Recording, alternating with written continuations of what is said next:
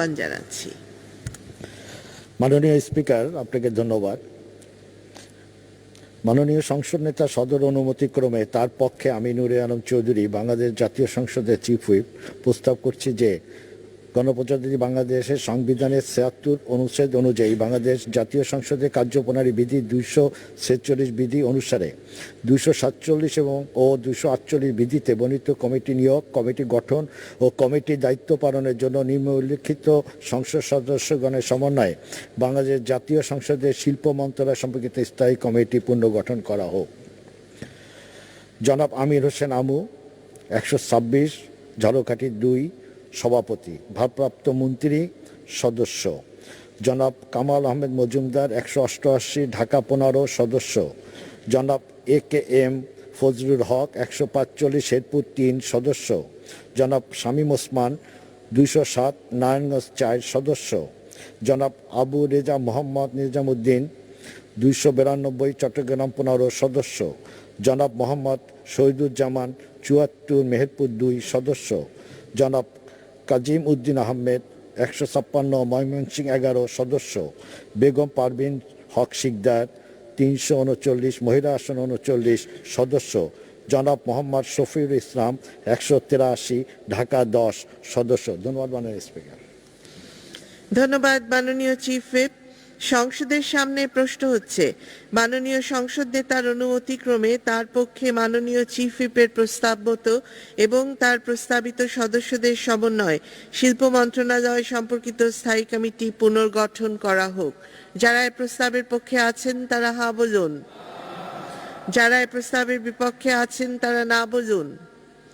হা জয়যুক্ত হয়েছে, হা জয়যুক্ত হয়েছে, হা জয়যুক্ত হয়েছে। অতএব প্রস্তাবটি সংসদের সর্বসম্মতিক্রমে গৃহীত হলো এবং শিল্প মন্ত্রণালয় সম্পর্কিত স্থায়ী কমিটি পুনর্গঠিত হলো।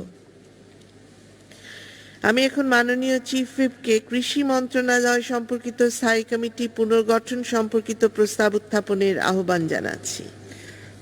মাননীয় স্পিকার, মাননীয় সংসদ নেতা সদর অনুমতিক্রমে তার পক্ষে আমি নূরে আলম চৌধুরী, বাংলাদেশ জাতীয় সংসদের চিফ হুইপ, প্রস্তাব করছি যে গণপ্রজাতন্ত্রী বাংলাদেশের সংবিধানের ৭৬ অনুচ্ছেদ অনুযায়ী বাংলাদেশ জাতীয় সংসদের কার্যপ্রণালী বিধি ২৪৬ বিধি অনুসারে ২৪৭ ও ২৪৮ বিধিতে বর্ণিত কমিটি নিয়োগ, কমিটি গঠন ও কমিটির দায়িত্ব পালনের জন্য নিম্নলিখিত সংসদ সদস্যগণের সমন্বয়ে বাংলাদেশ জাতীয় সংসদের কৃষি মন্ত্রণালয় সম্পর্কিত স্থায়ী কমিটি পুনর্গঠন করা হোক।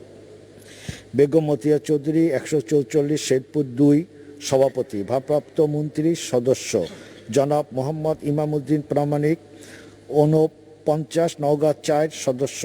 জনাব মোসলেম উদ্দিন, ১৫১, ময়মনসিংহ ৬, সদস্য। জনাব ওমর ফারুক চৌধুরী, ৫২, রাজশাহী ১, সদস্য। জনাব মোহাম্মদ মামুনুর রশিদ কিরণ, ২৭০, নোয়াখালী ৩, সদস্য। জনাব আনোয়ারুল আবেদিন খান, ১৫৪, ময়মনসিংহ ৯, সদস্য। বেগম জয়া সেনগুপ্তা, ২২৫, সুনামগঞ্জ ২, সদস্য। উর্মে কুলসুম স্মৃতি, ৩১, গাইবান্ধা ৩, সদস্য। বেগম হোসনে আরা, ৩১৬, মহিলা আসন ১৬, সদস্য। ধন্যবাদ মাননীয় স্পিকার। ধন্যবাদ মাননীয় চিফ হুইপ। সংসদের সামনে প্রশ্ন হচ্ছে, মাননীয় সংসদ নেতার অনুমতিক্রমে তার পক্ষে মাননীয় চিফ হুইপের প্রস্তাবগত এবং তার প্রস্তাবিত সদস্যদের সমন্বয়ে কৃষি মন্ত্রণালয় সম্পর্কিত স্থায়ী কমিটি পুনর্গঠন করা হোক। যারা এই প্রস্তাবের পক্ষে আছেন তারা হা বলুন। যারা এই প্রস্তাবের বিপক্ষে আছেন তারা না বলুন। হা জয়যুক্ত হয়েছে, হা জয়যুক্ত হয়েছে, হা জয়যুক্ত হয়েছে। অতএব প্রস্তাবটি সংসদের সর্বসম্মতিক্রমে গৃহীত হলো এবং কৃষি মন্ত্রণালয় সম্পর্কিত স্থায়ী কমিটি পুনর্গঠিত হলো।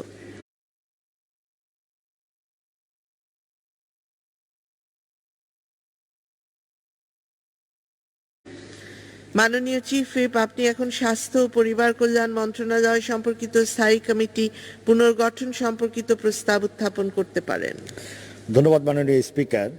মাননীয় সংসদ নেতা সদর অনুমতিক্রমে তার পক্ষে আমি নুরি আলম চৌধুরী বাংলাদেশ জাতীয় সংসদের চিফ হুইপ প্রস্তাব করছি যে গণপ্রজাতন্ত্রী বাংলাদেশের সংবিধানের ৭৬ অনুচ্ছেদ অনুযায়ী বাংলাদেশ জাতীয় সংসদের কার্যপ্রণালী বিধি ২৪৬ বিধি অনুসারে ২৪৭ ও ২৪৮ বিধিতে বর্ণিত কমিটি নিয়োগ, কমিটি গঠন ও কমিটির দায়িত্ব পালনের নিম্নে উল্লেখিত সংসদ সদস্যগণের সমন্বয়ে বাংলাদেশ জাতীয় সংসদের স্বাস্থ্য ও পরিবার কল্যাণ মন্ত্রণালয় সম্পর্কিত স্থায়ী কমিটি পুনর্গঠন করা হোক।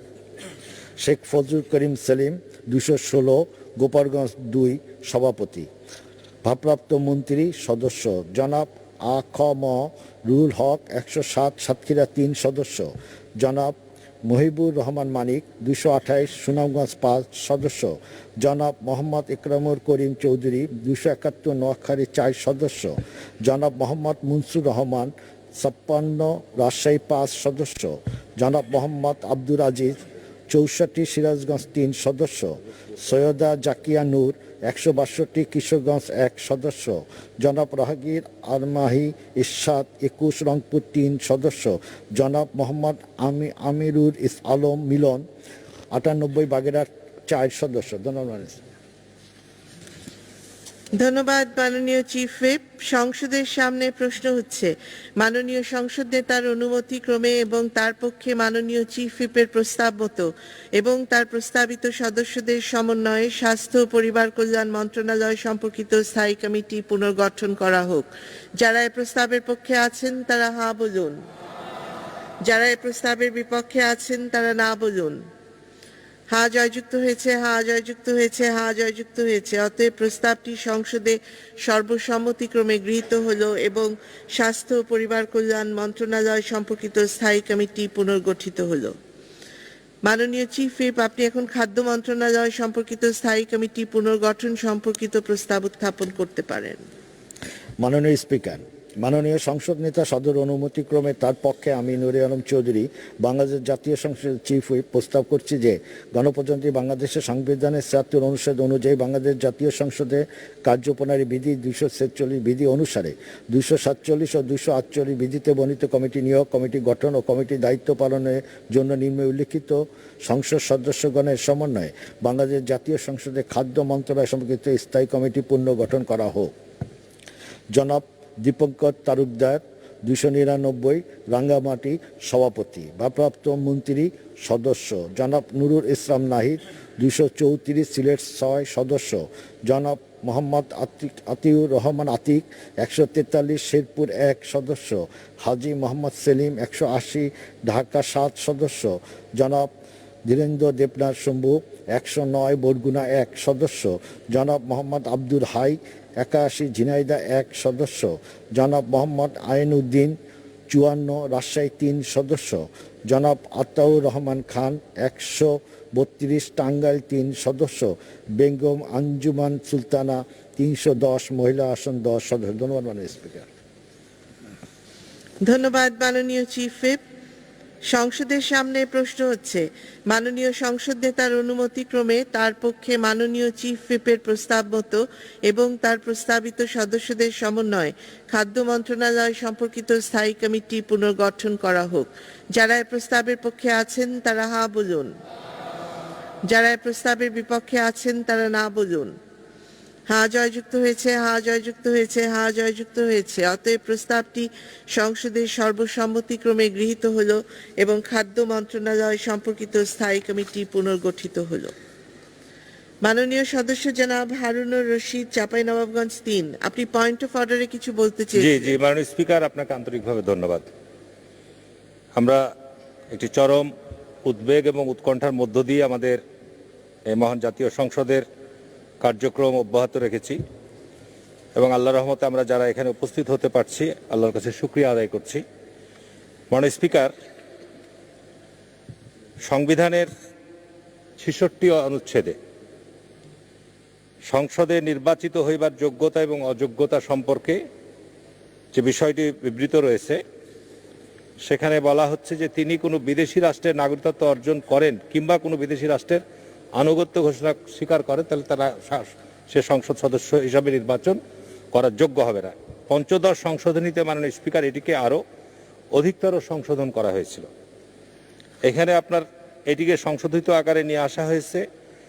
2 ক দফার পরিবর্তে নিম্নরূপ 2 ক দফা প্রতিস্থাপিত হইবে, যথা 2 ক এই অনুচ্ছেদের 2 দফার গ উপদফাতে যাহা কিছুই থাকুক না কেন, কোনো ব্যক্তি জন্মসূত্রে বাংলাদেশের নাগরিক হইয়া কোনো বিদেশি রাষ্ট্রের নাগরিকত্ব অর্জন করিলে এবং পরবর্তীতে উক্ত ব্যক্তি দ্বৈত নাগরিকত্ব গ্রহণের ক্ষেত্রে বিদেশি রাষ্ট্রের নাগরিকত্ব ত্যাগ করিলে কিংবা অন্য ক্ষেত্রে পুনরায় বাংলাদেশের নাগরিকত্ব গ্রহণ করিলে এই অনুচ্ছেদের উদ্দেশ্য সাধনকল্পে তিনি বিদেশি রাষ্ট্রের নাগরিকত্ব অর্জন করিয়াছেন বলে গণ্য হইবে না। আমার মাননীয় স্পিকার, যে একটি প্রশ্ন টক অফ দ্য কান্ট্রি, যে আমাদের এই সংসদের মাননীয় একজন সদস্য পাপুল, আজকে কিন্তু সমস্ত পত্রপত্রিকায় প্রকাশিত হয়েছে, পররাষ্ট্রমন্ত্রী বলছেন যে সে আপনার কুয়েতের নাগরিক হিসেবে সেখানে গ্রেপ্তার হয়েছে। তা আজকে যদি সে সত্যি কুয়েতের নাগরিক হিসেবে গ্রহণ করে থাকে, তাহলে এ ব্যাপারে মাননীয় স্পিকার আপনি সুস্পষ্ট ব্যাখ্যা আপনাকে দিতে হবে। কারণ যে নিশ্চয়ই পররাষ্ট্রমন্ত্রী এটি তথ্য সংগ্রহ করেই তো বলেছে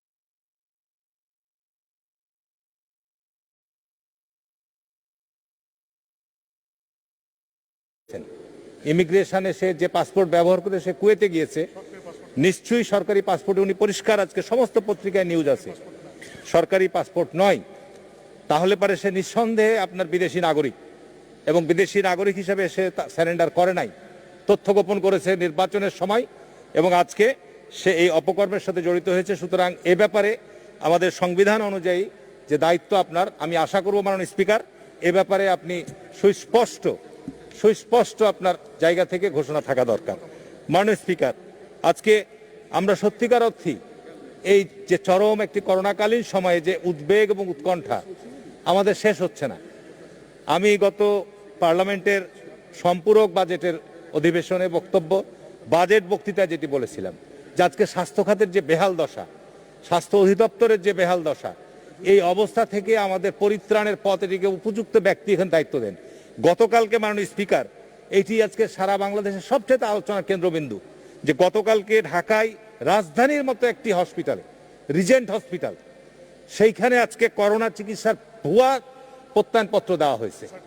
1-2টি নয়, 600-র অধিক, 6,000-এর অধিক, এবং সরকারের কাছে টাকা দাবি করেছে। মাননীয় স্পিকার, আজকে যে কারণে দেখেন এখানে মানব জমিনে এখানে পরিষ্কার লেখছে আজকে চীনের ফ্লাইট বন্ধ, ইতালির ফ্লাইট বন্ধ, বাংলাদেশ থেকে যে সমস্ত আপনার আমাদের প্রবাসী বা বাংলাদেশ থেকে যারা বাইরে যাচ্ছে, ওই বিমানবন্দরে গিয়ে নামার পর যখন তাদের আপনার ওই র্যাপিড টেস্ট করা হচ্ছে, তারা করোনা সংক্রান্ত, যে কারণে ওই সমস্ত দেশে আজকে বিমান বন্ধ হয়ে গেছে। এত বড় অপরাধের সাথে জড়িত, যেখানে আমরা বারবার বলে আসছি, এবং এই লাইসেন্সটি দিয়েছে স্বাস্থ্য মন্ত্রণালয় এবং স্বাস্থ্য অধিদপ্তর। আজকে আমরা বারবার বলেছি যে আজকে এই বেসরকারি যে হসপিটালগুলোতে কোভিড টেস্টের যে লাইসেন্স দেওয়া হয়েছে, এই লাইসেন্সগুলো আমি আমার নিজের এর আগে বক্তৃতাও বলেছি, যেখানে অনিয়ম দুর্নীতি আছে। যারা আবেদন করেছিল সেখানে দলীয় বিবেচনায় এই সমস্ত বিবেচনা করা হয়েছে বলেই আজকে যাদের সক্ষমতা আছে, যাদের কোভিড টেস্ট করার মতো জনবল আছে, যাদের আপনার টেকনোলজিস্ট আছে, তাদেরকে অনেককে দেওয়া হয়নি। কিন্তু আজকে এই অনিয়ম দুর্নীতির সাথে যারা জড়িত, আমি মাননীয় স্বরাষ্ট্রমন্ত্রী এখানে আছেন, আপনি আজকে মাদকাসক্ত লোককে, এই মলম পার্টির লোককে ধরে আপনি ক্রস ফায়ার দিচ্ছেন, হয় এখন পর্যন্ত সে গ্রেপ্তার হয়নি। মাননীয় স্পিকার, এখন পর্যন্ত সে কোথায় আছে? এই হাসপাতালের যারা পরিচালনা বডি, যারা কর্তৃপক্ষ, তাদের অগোচরে কি সমস্ত অপকর্ম হয়েছে? আজকে এটা এই মানুষের জীবন মরণে সংকটময় মুহূর্তে আজকে এখানে সরকারের জায়গা থেকে আমি মনে করি সুস্পষ্ট, এখানে র্যাব অভিযান চালিয়েছে, তাদের বিরুদ্ধে ব্যবস্থা নিচ্ছে, এতে আমরা সন্তুষ্ট নই। এইরকম ব্যক্তিদেরকে আমি মনে করি বাঁচিয়ে রাখা উচিত নয়, তাদেরকে ক্রস ফায়ার করে দেওয়া উচিত। তার কারণ এখানে আজকে এতগুলো মানুষের জীবন, 600 মতো সার্টিফিকেট দিয়েছে, গোটা 6,000, গোটা বাংলাদেশে আজকে করোনা বিস্তার লাভ ঘটছে এই সমস্ত অপকর্মগুলোর কারণে। আপনি এরপরও যদি মাননীয় স্পিকার এই জায়গা থেকে মাননীয় সংসদ নেতা এখানে আছেন, উনি রাত দিন পরিশ্রম করছেন, উনি রাত দিন বিভিন্ন পদক্ষেপ ঘোষণা করছেন, এই ঘোষণাগুলো আজকে শুধু ঘোষণাই থেকে যাচ্ছে, কার্যকর হচ্ছে না। কারণ কি?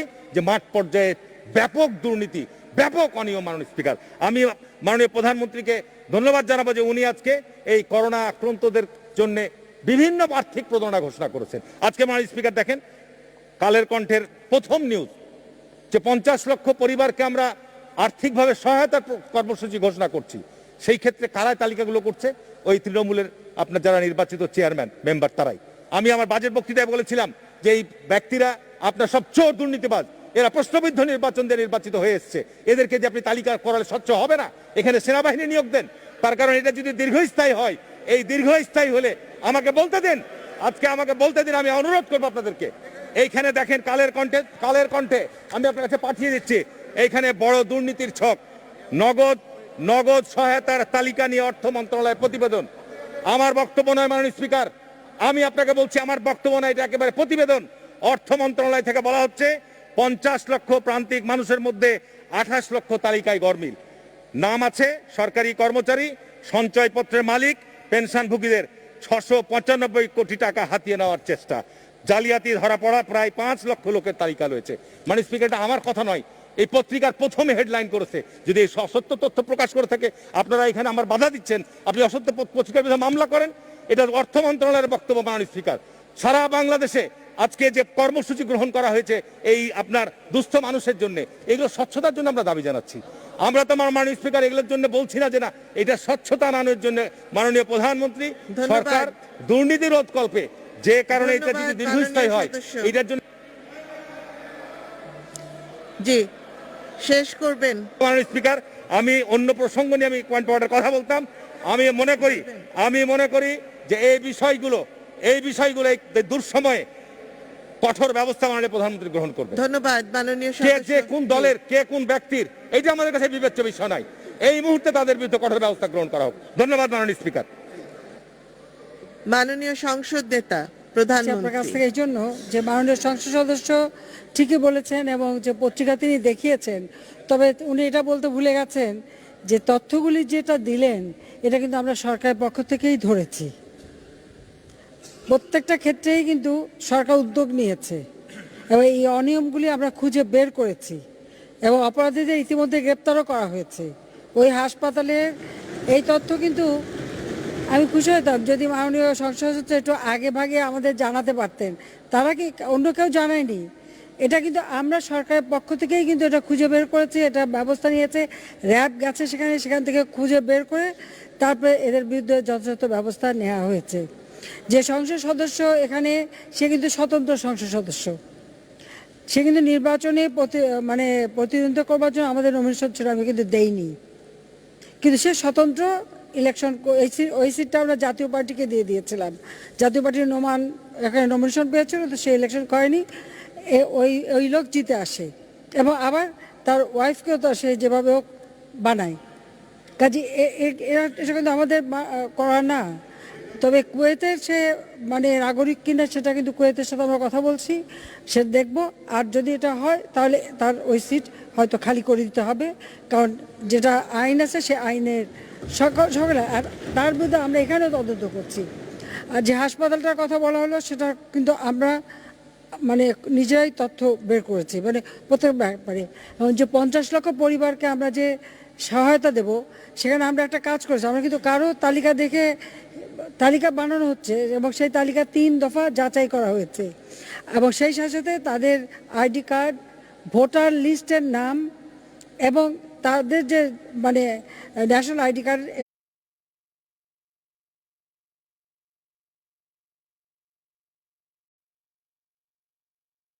সবকিছু মিলিয়ে এই তালিকা আমরা খুঁজে বের করছি। আজকে মাননীয় সংসদ সদস্য যে তথ্যটা দেন, এই তথ্যটা কিন্তু আমরাই সরকারের পক্ষ থেকে আমরা খুঁজে বের করেছি।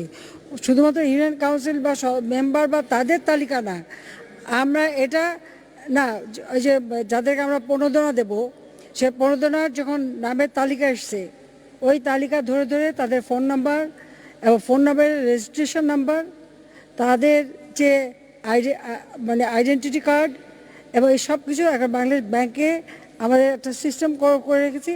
সেখান থেকে যাচাই বাছাই করে তারপর কিন্তু আমরা যথাযথ যে পাওয়ার যোগ্য সে যেন টাকাটা পায়, সরাসরি তার কাছে আমরা টাকাটা পৌঁছে দিচ্ছি, হয় তার মোবাইল ফোনের মাধ্যমে অথবা তার অ্যাকাউন্টে। এবং এ পর্যন্ত এই যাচাই করতে সময়ও লেগেছে। এখানে অন্য যে নাম আসছে সেগুলো আমরা কেটে ফেলে দিচ্ছি। তো মাননীয় সংসদ সদস্যকে বলবো যে 3টি বিষয় উল্লেখ করেছেন, ওই 3টি বিষয় কিন্তু ধরেছে আমাদের সরকারি, বিরোধী দলের সদস্যরা বলে নাই, আমরাই ধরেছি। ধন্যবাদ মাননীয় স্পিকার। ধন্যবাদ মাননীয় প্রধানমন্ত্রী।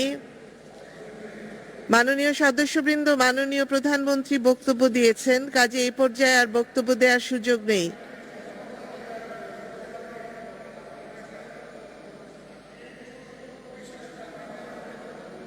জি, আপনি কালকে বলতে পারবেন, কালকে সুযোগ পাবেন।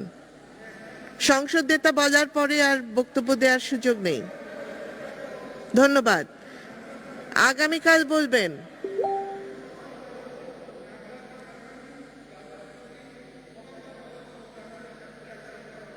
কি বলছে?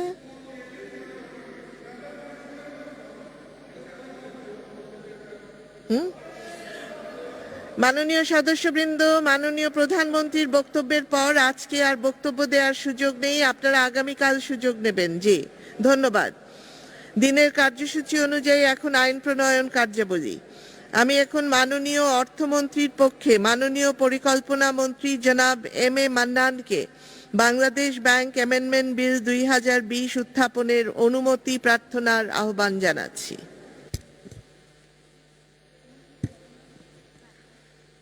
মাননীয় স্পিকার, আপনাকে ধন্যবাদ। মাননীয় অর্থমন্ত্রীর পক্ষে আমি এম.এ. মান্নান, পরিকল্পনা মন্ত্রী, বাংলাদেশ ব্যাংক অর্ডার 1972-এর অধিকতর সংশোধনকল্পে আনিত একটি বিল, বাংলাদেশ ব্যাংক অ্যামেন্ডমেন্ট বিল 2020 এই মহান সংসদে উত্থাপনের অনুমতি প্রার্থনা করছি। মাননীয় স্পিকার, আপনাকে ধন্যবাদ।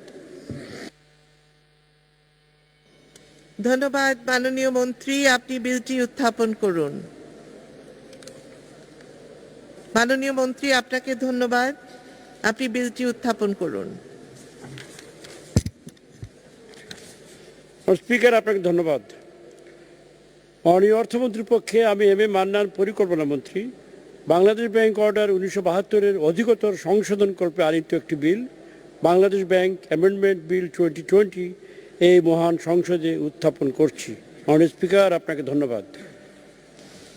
ধন্যবাদ মাননীয় মন্ত্রী, বাংলাদেশ ব্যাংক অ্যামেন্ডমেন্ট বিল 2020 সংসদে উত্থাপিত হলো।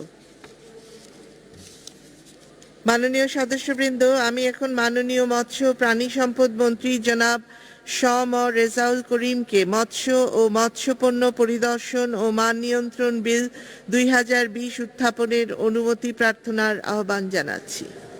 মাননীয় স্পিকার, আপনাকে ধন্যবাদ। আমি শ.ম. রেজাউল করিম, মৎস্য প্রাণী সম্পদ মন্ত্রী, fish and fish products inspection and quality control ordinance 1983 রহিতক্রমে উহার বিধানাবলী বিবেচনাক্রমে সময়ের চাহিদার প্রতিফলনে নতুন আইন প্রণয়নকল্পে আনিত একটি বিল, মৎস্য ও মৎস্যপণ্য পরিদর্শন ও মান নিয়ন্ত্রণ বিল 2020 উত্থাপনের জন্য অনুমতি প্রার্থনা করছি। ধন্যবাদ মাননীয় মন্ত্রী, আপনি বিলটি উত্থাপন করুন। মাননীয় স্পিকার, আপনাকে ধন্যবাদ। আমি শ.ম. রেজাউল করিম, মৎস্য প্রাণী সম্পদ মন্ত্রী, fish and fish products inspection and quality control ordinance 1983 রহিতকল্পে উহার বিধানাবলী বিবেচনাক্রমে সময়ের চাহিদার প্রতিফলনে নতুন আইন প্রণয়নকল্পে আনিত একটি বিল, মৎস্য ও মৎস্যপণ্য পরিদর্শন ও মান নিয়ন্ত্রণ বিল 2020 এই মহান সংসদে উত্থাপন করছি। ধন্যবাদ মাননীয় মন্ত্রী, মৎস্য ও মৎস্যপণ্য পরিদর্শন ও মান নিয়ন্ত্রণ বিল 2020 সংসদে উত্থাপিত হলো। আমি এখন মাননীয় মৎস্য প্রাণী সম্পদ মন্ত্রী জনাব শ.ম. রেজাউল করিমকে মৎস্য ও মৎস্যপণ্য পরিদর্শন ও মান নিয়ন্ত্রণ বিল 2020 সম্পর্কে সংসদে রিপোর্ট প্রদানের জন্য মৎস্য ও প্রাণী সম্পদ মন্ত্রণালয় সম্পর্কিত স্থায়ী কমিটিতে প্রেরণের প্রস্তাব উত্থাপনের আহ্বান জানাচ্ছি। মাননীয় স্পিকার, আপনাকে ধন্যবাদ। আমি শ.ম. রেজাউল করিম, মৎস্য প্রাণী সম্পদ মন্ত্রী, প্রস্তাব করছি যে মৎস্য ও মৎস্যপণ্য পরিদর্শন ও মান নিয়ন্ত্রণ বিল 2020 পরীক্ষাপূর্বক 30 দিনের মধ্যে রিপোর্ট প্রদানের জন্য মৎস্য ও প্রাণী সম্পদ মন্ত্রণালয় সম্পর্কিত স্থায়ী কমিটিতে প্রেরণ করা হোক। মাননীয় স্পিকার, আপনাকে ধন্যবাদ। ধন্যবাদ মাননীয় মন্ত্রী, সংসদের সামনে প্রশ্ন হচ্ছে মৎস্যপণ্য পরিদর্শন ও মান নিয়ন্ত্রণ বিল 2020 পরীক্ষাপূর্বক 30 দিনের মধ্যে সংসদে রিপোর্ট দানের জন্য মৎস্য ও প্রাণী সম্পদ মন্ত্রণালয় সম্পর্কিত স্থায়ী কমিটিতে প্রেরণ করা হোক। যারা এ প্রস্তাবের পক্ষে আছেন তারা হা বলুন, যারা এ প্রস্তাবের বিপক্ষে আছেন তারা না বলুন। হা জয়যুক্ত হয়েছে, হা জয়যুক্ত হয়েছে, হা জয়যুক্ত হয়েছে। অতএব বিলটি মৎস্য ও প্রাণী সম্পদ মন্ত্রণালয় সম্পর্কিত স্থায়ী